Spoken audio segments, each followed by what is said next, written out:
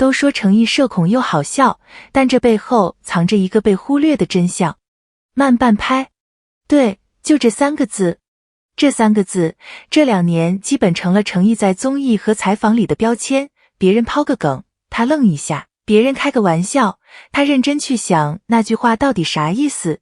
镜头扫过去，他有时候就那么坐着，慢半拍的反应过来。然后这些片段被剪成合集，配上音乐，一遍一遍的播，大家笑得可开心了。今天我不打算跟着一起笑，我想说句可能有点逆着来的话，大家当笑点看的这个东西，我越想越觉得它可能是诚意身上最珍贵的一样东西。而且今天这期我真正想聊的是一个更深的问题，他这个慢半拍到底是演出来的，是一种被大家越玩越强化的讨喜标签，还是说他本来就是这样一个人？说到底，这个问题我琢磨了挺久的。慢慢说哈，今天不急。好，第一层，先说你看到的那一面。你打开任何一个诚意的综艺切片或者路透，这个现象是真实存在的，我不否认。他确实经常接不住那种网络热梗，别人一个眼神递过去他 get 不到，主持人抛个需要综艺感去圆的场子，他有时候就很实诚地把话往字面意思上理解了。你让他随便说2句，他真的会认真思考随便到底是什么范围。这里我得说句公道话啊，这种反应他不木讷，他是一种认真，是那种别人跟你开玩笑，你却把每句话都当回事的老实劲儿。你身边要是有这么个朋友，你一开始可能觉得这人怎么这么轴，但相处久了你会发现，这种人不设防，不会来阴的，你说的话他真往心里去。那问题来了，为什么大家这么爱看这个？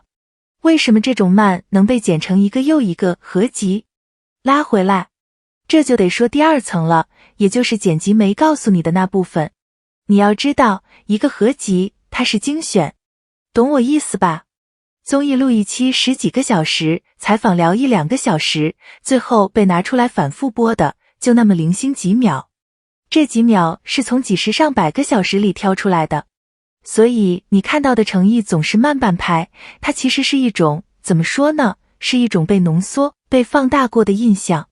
说到这个，我得先插一句行业背景，不然你听不懂后面。你想想看，咱们这个行业评价一个艺人的维度，这些年是不是特别单一？会不会来事，能不能接梗，上综艺能不能 carry 全场，这些被叫做综艺感。可综艺感是一套独立的能力啊，它跟演技，跟一个演员进片场之后能不能立住一个角色，根本是两码事。你看他一进戏是什么样，那个眼神，那个状态，整个人是另一个人。有句话我特别想用，食材好，厨子也好，能量全给了那道正菜。他把力气全花在作品上了，回到综艺那种需要嘻嘻哈哈，需要 freestyle 抖机灵的场子，他反而使不上劲。这不是缺陷，这是分配问题。所以把综艺感弱说成这人性格有问题，这是舆论玩的一个偷换概念。凭印象说啊，别太当真，但我观察下来，真正吃这套单一评价体系亏的，从来不止他一个，是所有那种把劲儿都用在戏里，不会在场外经营自己的演员。行，接着说。第3层，这一层是真正尖锐的地方，我先把话说清楚，你听完整再判断。网上有一种声音，不是我的观点啊，我先声明，有种声音是说，诚意这个呆萌社恐会不会是团队和粉丝合力捧出来的一个讨喜标签？毕竟反差萌多招人喜欢啊，戏里那么飒，戏外这么憨，这不就是现成的圈粉素材吗？会不会是设计好的？我得承认，第一次看到这个说法的时候，我愣了一下。因为如果真是这样，那我这些年是不是也被设计进去了？但你别急，我们把这个逻辑掰开看。关键在哪儿？关键在放大和捏造，这是两回事。合集是把真实存在的片段放大了，没错。但放大的前提是，素材本身的是真的。你想想，一个人能被剪出这么多真实的慢半拍反应，你去看时间跨度，从他早年那些还没什么人关注的采访，具体哪一年我就不瞎报了，反正是好些年前，一直到现在。跨度这么长，场合这么杂，如果是装的，你装得出这种一致性吗？装是会露破绽的。真正在设计人设的人，反而不敢露这种破绽，因为一旦哪次没接住，哪次露馅，人设就崩了。而程毅这种，他压根不怕露，因为那就是他。翻译成人话就是，他是那种给不出假素材的人。这话说的可能有点满哈，我换个说法，至少从我看到的所有信息里，我倾向于相信那份慢底色是真的。放大它的是传播，不是剧本。作为他的粉丝，我当然希望是这样，但客观来说，这次的判断我觉得我能站得住。好，最后一层，这一切到底意味着什么？我们这个行业，你去看看，是不是几乎人人都在管理自己？说什么话，立什么样，每一条动态都是团队算过的。在这么一个环境里，突然有一个人，他不太会圆滑，他把别人的每句玩笑都当真，他反应慢是因为他真的在认真想，你说这是不是反而成了一种稀缺？老粉应该懂我在说什么。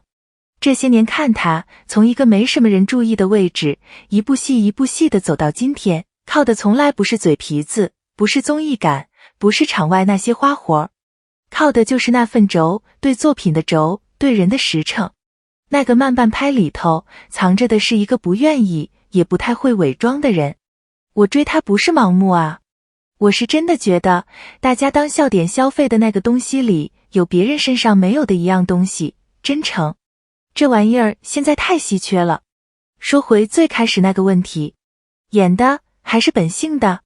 不瞒你说，做这期之前，我自己也是把那些片段当纯笑点在看的，跟着乐，发给朋友，哈哈，你看他又愣住了。做完这期我才有点意识到，原来我也曾经把一个人的真诚当成了一个可以反复消费的梗。我可能也误会过他一阵子，跟很多路人一样。